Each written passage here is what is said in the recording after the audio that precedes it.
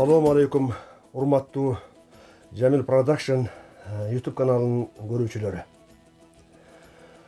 Кайрадан эле эфирде уникалдуу адамдар аттуу рубрикабызды баштайбыз.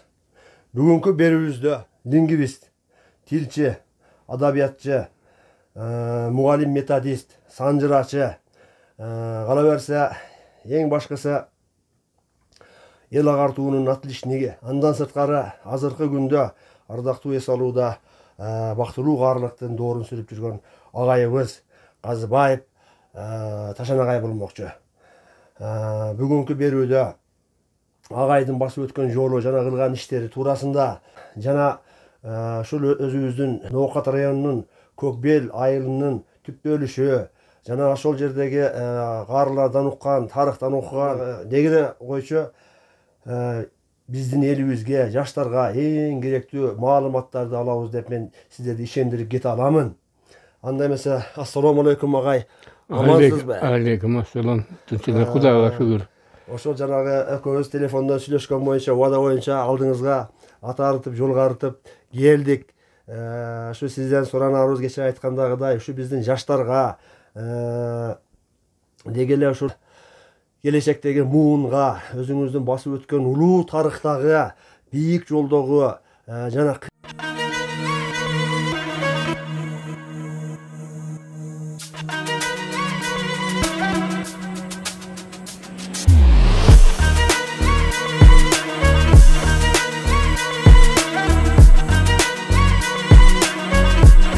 айтарым агай. Ушул сиз эми негизинен советтик доордо иштеп, ушул Көкбел айылында миңдеген, жүздөгөн шагирттерди колуңуздан окуучулар өтүп, эмнегедир ошол сиздердин маалыңыздарда биздин Көкбел элинин алтын медаль менен мектепти бүтүргөн, жана башка көптөгөн олимпиадалык жарыштарда көптөгөн жеңиштерди багындырган окуучулар көп болор эле. Ошон үчүн мен сиздин бүт өмүрүңүз илим берүү, билим берүү тармагында болгондуктан ушу билимден баштайык деп турамын.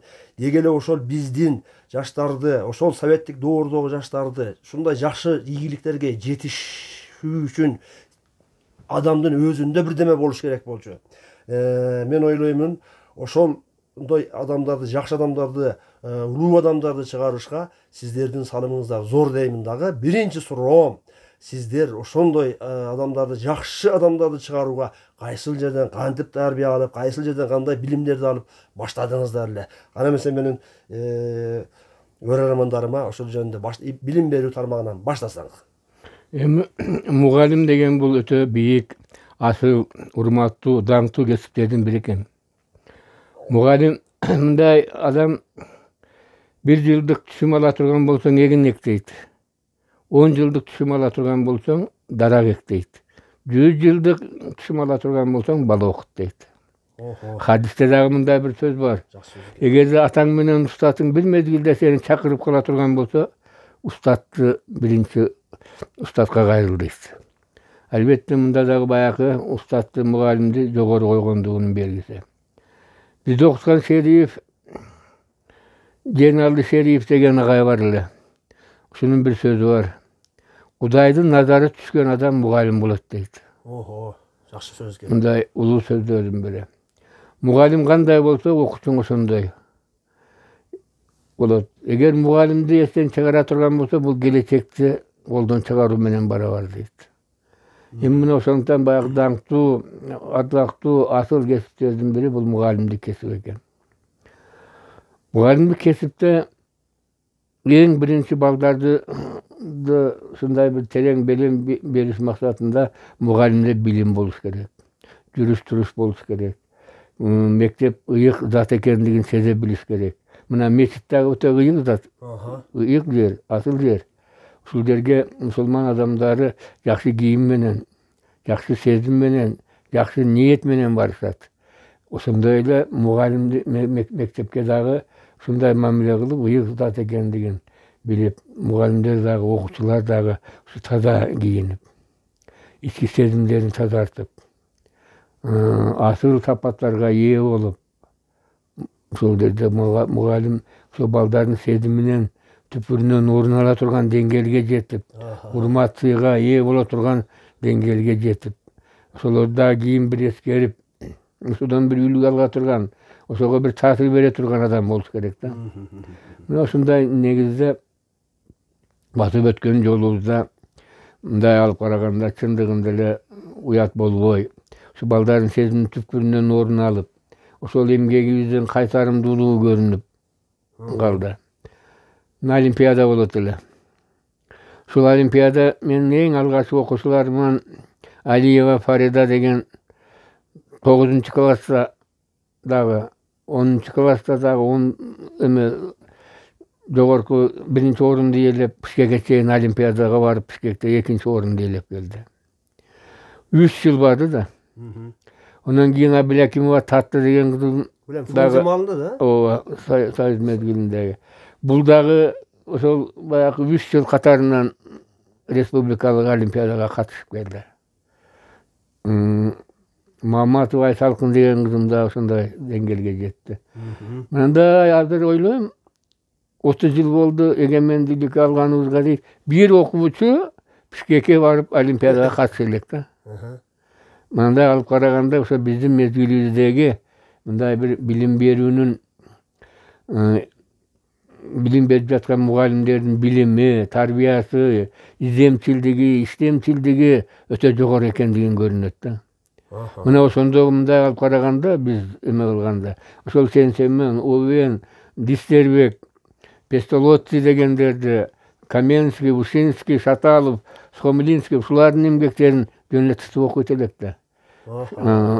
Эменин Бабановдун эмесин педагогикасын, Илиндин педагогикасын, Апышевдин педагогикаларын салыштырып, бири-бири менен кандай айырмачылыгы бар, өзгөчөлүктөрү бар, ушуларды атайын отуруп алып талкуулайт элек.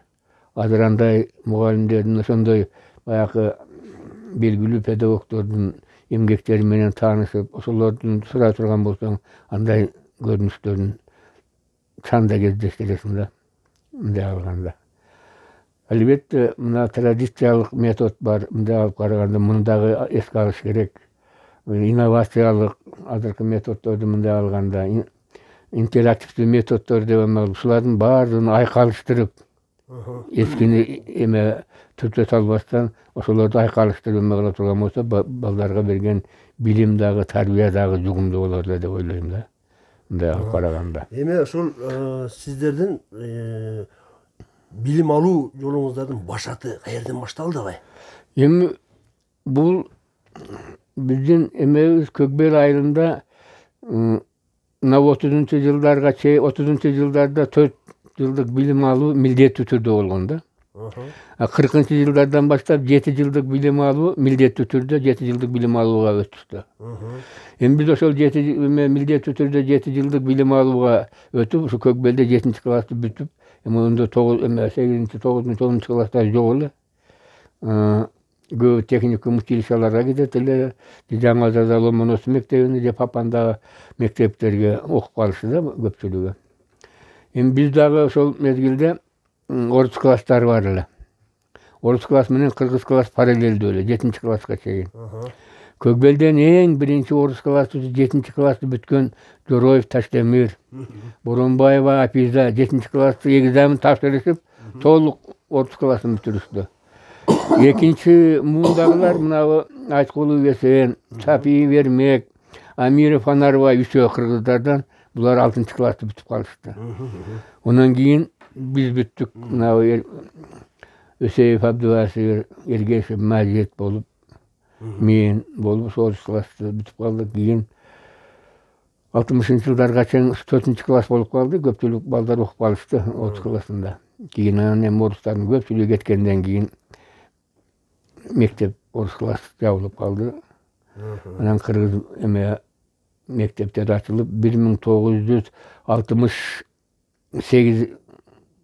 1967-жылдары жылы 1-10 класс мектеп тарыхында 1-10 класс бүткөндөр чыгышты. Булардын катарында жана Тагаев Абдыкарим, Султанов Абжалан, Тилляев Арапбай, Кочкоров Теше деген ушулар биринчи выпускалар болуп калды да. Экинчи выпускалары Mına Zakirov Abdurrahman degen, Düşev Tümön degen, Haldarov Esenbay degen, Janağı Moldobayeva Santalat, Börübayeva Arzıkan, Atazakov Mahmut, Mamajanov Abdükerim, mına şular ikinci выпускалар bolup kaldı, bütürüçüler bolup kaldı 10 klasda. Ondan keyinki bütürüçülerden Bekenov, Abdükerimler emeğildi. Bulardan bir daha jogorku okuw jaýyna bütken jok. Şol jerde okup getken bir bala barly, adı Jaňalarda işlep jüret emeğilip. Oşonu giyin zavodny bütde okudum. Ondan keyinki bütkender mına Bakirov, Abdurrahman degen, Bayitov, Talip, janağı Zımrat degen, Mamat Aliyeva degen. Şular keyinki выпускалар boldy da. Ondan keyin bir top emeler. Mına oşol mezgilderde Kökbelde mugallimler mına 60 men gelgende dergilikçi mugallimlerden üçele mugallim bar ele. Bir daha ejeke jok ele.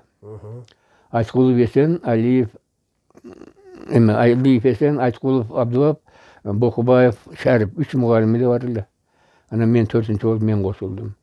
Kalganı bardygy başka jaktan geliştirdiler. Azırkı mezgilde bütkül mugallim ejekeler, mugallimler şu dergilikçi mugallimlerden çıkıp kaldı. Süýünüşdüm de alıp karaganda. Oşol sizlerden doğrunuzda da oşol mektepte sizler bilen şu birinci bütürçüler, ikinci bütürçü, üçüncü bütürçüler dep aytıp berip otasız. Şuların arasından çıgandary kimler boldy gay? Bulardan ekonomika ilimlerinin kandidatı doktoru Taşbayev Azizbek çıktı. Emeğil karaganda. Sıdıkov degen bala çıktı. Fizika ilimlerinin kandidatı. Kudayarov Abduldayev öskön eme çıktı. Matematika ilimlerinin kandidatı bolup çıktı. Anan partiyalı hizmetkerler çıktı. Boronbay Hafizece'de çıktı. Bular eme bayağı medisina emgek sinirgen dariger degen nam koyup boluşdu. Aliyev Abdugan çıktı. Rayonda Kökbelde birinci yol hakim bolup çıkan adamların katarında Aliyev Abdugan'ı emeğilip. Anan keyin eň algaçkı şu jogorku bilimge eýe bolgan Kökbeldin taryhynda birinci jolu Aýtgulov Hurçmamat, Janbayev Dadi, Satiyev Baymurda degen üçöö çıktı. Üçöö teň şu bir ýylda okup bir bitip gelişdi. Eme Politehnikti bitdi. Baymurda. Eme selhozda bitdi Aýtgulov Hurçmamat teknik bölümünde. Mehanizasiya bölümünde Janbayev Dadi. Kökbeldin taryhynda şol 3 adam birinci jolu jogorku bilimge eýe bolganda. Alem Atayın teknikumlarda bütüp gelgenlerden birinci Kökbeldin taryhynda Sarımsakov Celal, Joldoşbayev Sali, Aýtgulov Nurkamil, Boronbayev Satybaldy teknikumlarda bütüşken. Bu Kökbeldin taryhynda birinci teknikumda bütken şular bolup esepeletdi. Nazırkı mezgilde mınday jogorku bilimge eýe bolgonlaryň sanaýa bay köp. Men janatan beri gelip sözde sizin joluguşuny sözde maya gözde şu sizin kitapxanaňyzdan başladık. Bul jer maga kadimkidey ele bir şunçalyk jakşynakay bir jakşı sezim kaltırdı girgende ele. Jakşynakay bir maňay tartyp bolady. Sebebi bul jerde men bunu bir jakşı ilimdin, bilimdin, akıldın keni katarında ele kabul aldım kitapxanaňyzda. Bu şunca kitaplarda bu jaga tolgan kitap, bu jaga tolgan kitap, mağday tolgan kitap eken, mına şifanýerleriňiz tolgan kitap eken. Bu kitaplar jönündä aýtyp beriňiz jagay. Emi misaly dyýkanga getmeýän gürek kanday zaryl bolsa talada. Mugallimge kitap oşonday gerekdi. Munday alyp karaganda. Kitap bul bayağı mugallimdin bilim deňgelin götere oturgan eň negizgi guraly kitap bolup esepleletdi.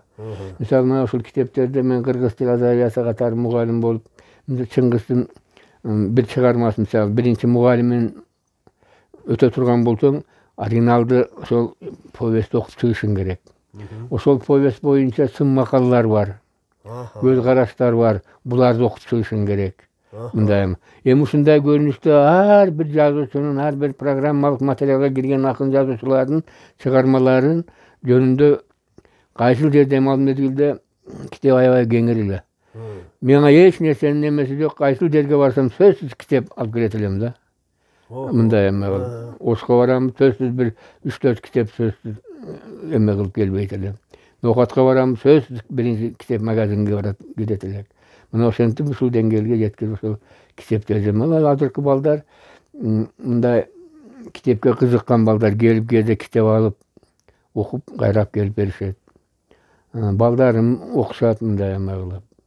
Айылда китеп баягы китеп окуучулар келишип, ошол библиотекада ушундай китеп барбы деп издеп келгендер болот. Студенттер бар, жанкыдай таппай эме кылып келгенде эме кылып калат. Мындай алып караганда ошолордун да билим деңгээлин көтөрүүдөгү негизги булак болуп кызмат кылып атат китептер мындай эме кылып. Китеп билим булагы деп ошончун айтылат экен мындай эме кылып. Азыр эми китеп окуучулардын да саны өтө сергектеп кетти. Анан бул китептеги алган билим такыр башка да. Onu кайталап окуй аласың, ой жугута аласың. Мындай бир окугандан кийин onu талдап, анализдеп, синтездеп, ошонун жугумдуу нерселерин эме кыласың, ой жугута аласың да. Китепте ушул эме чоң пайдасы бар. Ушул китепканадагы китептерди ушунчалык мисалы үчүн бул баардыгы бир күндө келип калган жок. Бу канча ар бир китептин өзүнүн сиздин колуңузга түшүүгө чейинки тарыхы бар да. Демек ушунча байлыкты топтоп койгон экенсиз. Эми мынау сиздин балдарыңыздан ушул китептерди окуп пайдаланып, мектепте ушул окуу куралдары, мектептеги методикада колдонууда кереги тийип атабы? Пайдалана алышабы? Мугалимдерден көп аябай пайдаланып мындай сурап, издеп эме кылып келгендер. Анан эми мен эки кызым, бир уулум кыргыз тил адабият факультетин бүткөн. Бир кызым башталгыч класстардын мугалими. Мына ушулар дагы баягы азыркы мезгилде ошол менден кийин ушулардын негизги байлыгы, ушулардын негизги булагы баягы билим алганда булагы болуп китептер кызмат кылып атат. Албетте мындан кийин дагы мен ошолордун балдарын, мен неберелериме, чеберелериме чейин уланат деген ойдомун, мындай алып караганда. Белгилүү өлчөмдө сөзсүз таасирин тийгизет го. Анан агай мына билим берүү жөнүндө аябай илим билим жолунда жакшы маектерди бердиңиз. Экинчи сизге кайра келип сурай турган эң кызыктуу маселе мына сиз Көкбелден аттуу башы көрүнгөн адамдар жөнүндө китеп жазыпсыз. Ошол китептерди биз колубузга тийди, окудук. Ушул китеп жөнүндө айтып берсеңиз агай. Наракта 3 китеп мына. Ошол эме наркысындагы өкөнүн тең. Санжыра. Өкөндө да суроо беришим. Мына китеп Санжыранын саптарында деп биринчи китеп эме кылган, жазган. Анан мына экинчи китеп. Бул жалпы баягы Араван районундагы, Кара Суу районундагы, мына чөм моюндагы эмелерде ушул баягы көк жазыктардын, Көкбелдеги чөчтөрдөгү эмелердин баардыгы кирген да мына китепке. Анан кийин мына Көкбел баяны. Мына 3-нчи китеп. Бул эме Көкбелдин тарыхы жөнүндөгү эме кылынган китеп. Анан эми бул баягы мындарын дагы кийинки мезгилде ошо ар бир уруу өзүнүн санжырасын жазып чыгышпадыбы? Ооба. Анан кийин ошо балдардан келип 3-4 агай ушул санжыраны сиз бир топ материалдар бар экен сизде. Ушул боюнча бир эме кылып бериң, иштеп бериң деп өтүнүп сурангандан ушул эмени жазып берген. Санжыраны. Анан мына Көкбел баяны деп ушул Көкбелдин тарыхын эме кылган. Эми ушул жөнүндө бир аз эме мына Көкбел мындай алып караганда эмнеге Көкбел деп аталып калган десе кээ бир балдар дагы мындай такалып калган ушулар кездешет да. Анан мына көк деген сөздүн өзүндө бул Köp maanily söz da. Janagıday tüstü bildiret.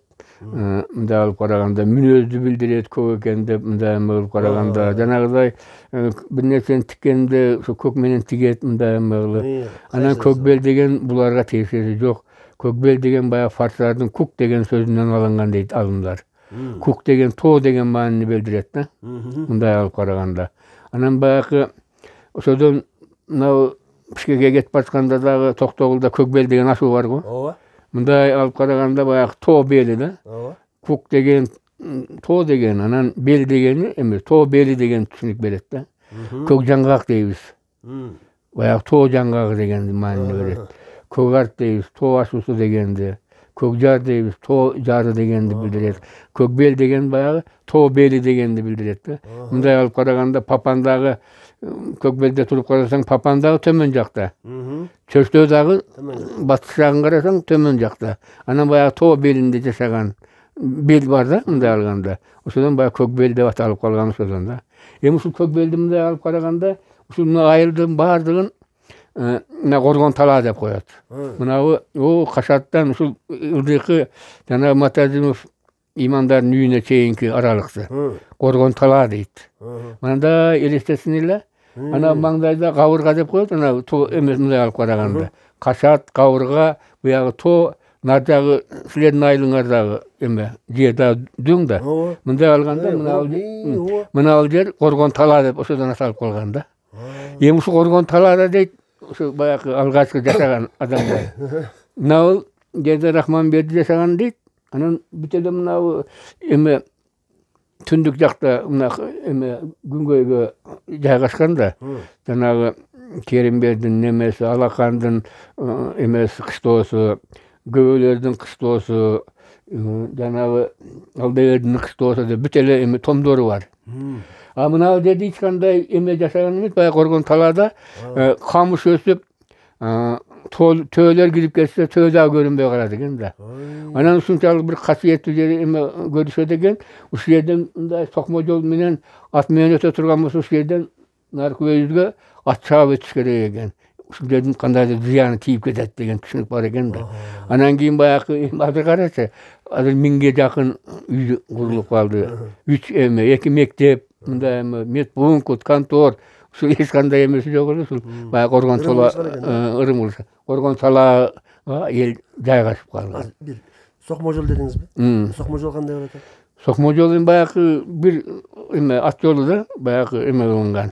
Mına jerden eme suga gelişedigen suwundan alıp bayaqy öz götüredigen de. Bayaq kıştolar var. Anan keyin bayaqy joldan em tez ösüp keteli eme bolganda jin urup ketmesin degen bir şunday tüşünükler bar eken de. Anan mına 1876-yılı Tüstük Kırgızstan toluk Russiýanyň sastabyna goşuldy da. Mına uşunda gelgende bayaqy oruslardan etnograflar, ataýyn izildiýçiler gelişip bayaqy Kırgız eliniň jerin, eli jönünde tüşünük alyşyp bayaqy hem berip turganda bayaqy daýamagyl. Ana malumatlarda. Anan şunday uşul territoriýadan okatyn jerinden mınday alyp karaganda şu kökbeldi öte sandagan eken da. 1902-ýyly 2 orus dönetken eken şu ýaka gelgen eken. Hazırky Janagaç Nazarow tınybay turgan jerge oşol jerde bayaqy oruslar oşol jerde jaşap turgan eken.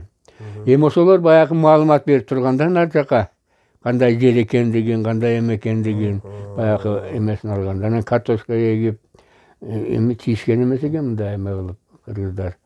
Anan bayaq oruslardyň oşo 1902-ýyly gelgendigi. Anan 1900 Sovet biýligi ornagandan keyin 1928-ýyly Orozbekov gelip Nokat raýonynyň tüzülüşini belgilep ataýyn.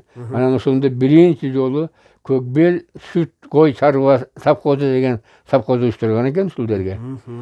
Oşonda anan bayaqy Babanow degen birinçi eme bolup kelgen eken. Sadıbakas degen keyin gelgen eken direktor bolup. Glaskov degen, Burlutski degen, Mamajanow, Özbeklerden da direkt Mamajanow degen direktor boldu. Anan Kırgızlardan boldu, keyin jergiliklilerden Çıngarayev boldu, Tavaldy, Takalýew degenler emesine bolup ketdi. Anan emi bul mınday alyp karaganda kökbel din bayağı kara topraktуу, мындай bir берекелүү, сүттүү жерде мындай алып караганда. 1933-жылы жана казактардын ачарчылык болгондо şu Көкбелге дагы келишкен да бир. Мына жерде 30-жылкы ачарчылыкта. Анау остановканын жеринде казак маала дейт эле. Ошол жерге казак маала айыл деп коюшат эле. Ошол жерде баягы казактар отурушкан.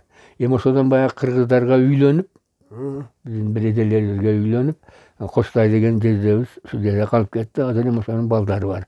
Ошодон калган эмелерден. Мындай эме болот. Анан 1944-жылдары балкарлар келе баштады. Бул балкарлар дагы өтө эмгекчил, өтө өдөр калк келген. Сталиндик репрессиядагы? Ооба. Кыргыздар менен кадимкидей ушу жуурулушуп, жакшы мамиледе болуп кетишти. Мусулман калктары эле мындай эме кылып. Анан ушул мезгилде ошолордон мындай алып караганда кийин баягы илимдин докторлору, илимдин кандиданттары чыкты. Партиялык ишмерлер чыкты. Молкондуев Хамит деген Кабардино-Балкар Илимдер академиясын жетектеп келди. Чеченбаева Маржа деген Кабардино-Балкар университетинин проректору болуп иштеп келди мындай эме кылып. Аначеевна деген, Борис Алькович деген Россия РСФСРдин эмгек сиңирген мугалими болуп деңгээлге жетти мындай кылып. Кийин байланышып жүрдүк да мындай эме. Көкбелден ушул бүтүп кеткендер. Ошолор да кийин атайын Көкбелге келишип, мындай байланышты түзүшүп эме кылып жүрүштү. Азыркы мезгилде ошондой эмелер бар, көрүнүштөр бар. 56-57-жылдары кетишти. Мына китеп жөнүндө айтып берсеңиз. Бул китептер эмне себеп болду, кандай түрткү болду? Эми ар бир бул китепте ар бир жердин өзүнүн тарыхы бар да мындай алып караганда. Анан ушул тарыхын кийинки муундарга бир толук маалымат берүү максатында Көкбелдин тарыхын революцияга чейинки мезгилде өзүн камтыйт, кандай болушкан, революциянын алгачкы жылдарында кандай орундарда элешти, кимдер чыкты активисттерден болуп, анан Улуу Ватан мекендик согуш, Улуу Ватан мекендик согушта кимдер барды, кимдер кайтпай калды, кимдер кайтып келди, ушулар жөнүндөгү маалымат. Анан кийин эң алгачкы мезгилдеги баягы активисттер, партиялык кызматкерлерди өз кучагына камтыйт. Эми баягы илимдин докторлору, илимдин кандиданттары. Эми биз мындай алып караганда Совет мезгилинин дагы жакшы жактары болгон да. Эгер Совет мезгилде мындай алып караганда мындагы теңдемечилик, мындагы тартип, мындагы жетишкендик, мындагы билим такыр башкача эле.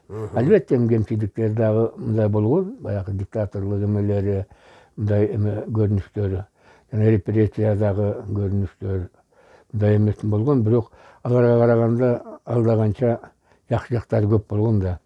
Коммунисттик партия жетекчиси. Мына ушунда биздин айылдардан кимдер коммунисттер болгон, ушулар жөнүндө толук маалыматтар. Анан алгачкы эгемендүүлүккө жетиштик. Эгемендүүлүктө кимдер жанагыдай өздөрүн көрсөтө алды, өз ордуларын мындай эме кылып, ушулар жөнүндө айыл башчылары, депутаттар, ушулар жөнүндө толук маалыматтар бар. Анан ошондо белгилүү, кыргыздын белгилүү адамдары жөнүндөгү эмелер, материалдар бар. Анан эми балдар үчүн баягы Көкбелдин тарыхы жөнүндө маалыматтар бар да, жана ошо Кавказ эме казактардын келгендиги, балкарлардын келгендиги, Союз мезгилинде эме кылган, ким биринчи директор болгон, орустардан кимдер болгон, кайсы мугалимдер болгон. Анан мынау түндүктөн келген мугалимдер жөнүндө маалымат. Тельмандан, Жаңы Базардан, Ленинизмден, Чөстөдөн келген мугалимдер жөнүндө толук маалыматтар. Анан кийинки мезгилде ошо жергиликтүү мугалимдердин жөнүндө маалыматтар. Көкбелдин толук материалдары бар да, белгилүү өлчөмдө. Андан кийин мынаны жазып, андан кийин мынаны жаздым дедиңиз, Так, мынауга караганда мынау кененирээк ойго маалыматтары бар. Мынау Kökbel menen Çöstөөdөгү köк жатыктар жөнүндө маалымат мынанда берилген да. Мынандан анан шуну кеңейтип, анан баягылардан да суроо талаптар келди да. Ошол баягы Аравандан кишилер келишти, бизди дагы ушундай бир эмесин эме кылып берди деп. Жанагы Кара Суудан келишти, Төм Моюндан келишти адамдар. Ушуну санжыранып, баягы Көкбел менен Чөстөөнү гана эме кылбай, толук шуну камтып берейин деп. Анан ушунда баягы Пактачыда көк жатыктардын, жанагы Аравандагы эме көк жатыктар, мына Кара Суудагы айламада көк жатыктар, эми бардык ушу көк жатыктар жөнүндө маалыматтар толук бар да мына. Тапса болот. Ооба. Ошондо белгилүү адамдары мындай эме. Канча экземпляр менен чыкты алай? Бир 300 эме болду окшойт. Анан ошол өздөрү чыгарышып, анан өздөрү алып кетишти эме. Эми агай, мына жанатан бери дагы мага кызыктуу болуп аткан мына неме жөнүндө сурайын дедим эле. Мына сүрөттөр боюнча сурайын дедим эле. Мына аябай жакшы портреттер бар экен. Мына менимче апаңыз бей? Ооба, ооба. Азыр мен ошолорду тартып алайын.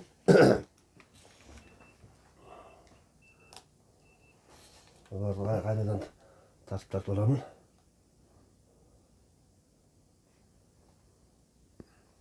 Наркежен берки апам.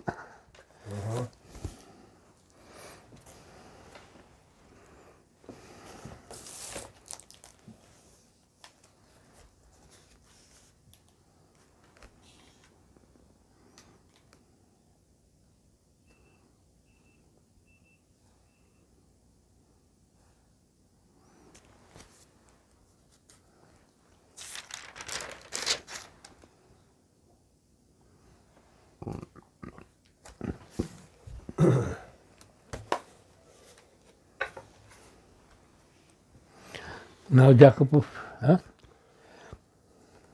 Неме бе? Азыр. Неме экен? Жакупов Жолдошбек Анарбаевич. Ооба.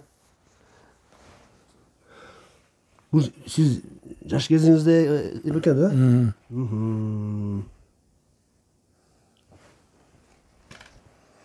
Азыр башынан баштайлычы агай. Мынабы Нокат районундагы эмелер. Олимпиаданын катчылары. Менде мына эме Фария.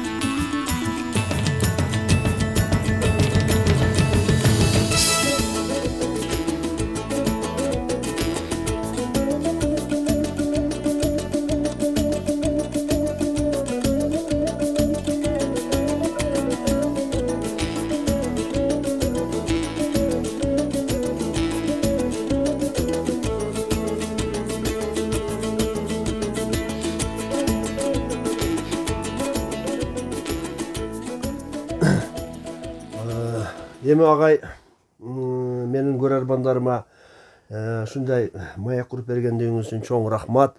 Терең ыраазычылык билдиребиз.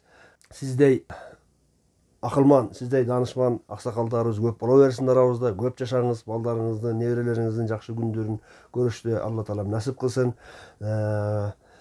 Мындан ары дагы сиздей адамдарды сиздин шыктандырууңуз менен дагы ушундай сиздей адамдарды издөөгө биз дагы белсенебиз. Анда эмесе окат ичип алыңыздар. Чыгабыз кызым. Анда эмесе агай сөзүбүздүн акырында биздин көрөрмандарыбызга, элибизге айта турган сөзүңүз. Эми бата берип коеюн. Бүткүл ааламды жараткан Алла Субхану Таалага чексиз мактоолор, шүгүрлөр, санаалар болсун. Ал эми караңгылыктын сабасын суңгуюгунан жетелеп, имандын даңгыр жолуна салган шапаат берүүчү пайгамбарыбыз Мухаммед Мустафа саллаллаху алейхи ва салламга салават суламдар, дуалар болсун. Жамил ушул ойлогон оюң, тилеген тилегиң, ниет максаттарың баардыгын Алла Таала дарыйында кабыл кылган болсун. Ушу көзүп өткөн ата-энеңдин да уруктары шат болуп, жаткан жери жайлуу, топурагы торко кабырлары жарып, жүздөрү нурдуу болуп, кабырларың гүл бакчага айлансын, Алла Таала насип кылган болсун. Элдеки өлгөндө жаннат жагында болуп, бейиштин даамынан татып, абасынан жытынан дем алып, эки аягы бейиштин төрүнөн орун алсын, Алла Таала ата кылган болсун. Өзүң да ушул келин бала менен тең арып, уулдарыңдын урматын көр, кыздарыңдын кызматын көр, өркүнүң өссүн, өрүшүң кеңейсин. Алла Таала узак өмүр жаш берсин. Ушул өмүрүң мазмундуу, узак болсун. Дасторконуңданга рызкы толсун, алтын башың аман болсун. Не тилесе тилектериң кабыл болсун. Мына да ушундай иштеп атасың, ушундай бир истемчилдигиң, жаңычылдыгың, жаңы табылгаларыңа Алла Таала берекесин берсин. Дөлөтүң колуңан кетпесин, бакытың башыңан кетпесин. Не тилектериңди Алла Таала кабыл этсин. Береке башыңан кетпесин, бакыт дөлөт башыңан кетпесин. Ушу дасторконуң жакшылыктарда жайылып, береке молчулук болуп, үйүңдө куторунуп, ооматтуу, дөлөттүү, нарктуу, барктуу, ырай мээрим кесиктүү болуп, исламдын адептерин, мусулманчылыктын фазилеттерин, мумундуктун милдеттерин өстөргө салык пенделерден болушуңду Алла Таала насип кылган болсун. Ушу үйүңдө балдарыңды шаңга бөлөнүп, небилелериң көп болсун, кайгы апасы жок болсун, көңүлдөрү ток болсун, Алла тарабынан берилген адал рызкылары мол болсун, кызы жуулуп, баштарына бакыт кушу консун. Дайыма үйүңүн түндүгүнөн түтүн булап, очогуңа от жагылып, ордоң толуп, ушу бир туугандарың менен, жакшы санаалаштарың менен бирге өмүр сүрүшүңдү Алла Таала насип кылган болсун.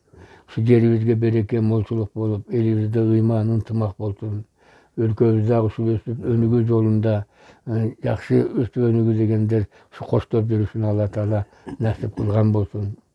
Жан берген, рызкы берген, хаят берген Алла Субхану Таала ушул биздин тилек максаттарыбызды, дуаларыбызды даргайында кабыл кылган болсун. Амин. Аллаху акбар. Кам болбойсуңар. Жооп бере берсин. Ушуну менен урматтуу көрөрмандарым, бүгүнкү уникалдуу адамдар аттуу берүүбүздөн сиздер менен биздин айыбыбыздын аксакалы Данышман Акырман агайыбыз менен тааныштырдым. Кайрадан эфирден жолукканга чейин амандыкта болуңуздар. Рахмат баарыңыздарга.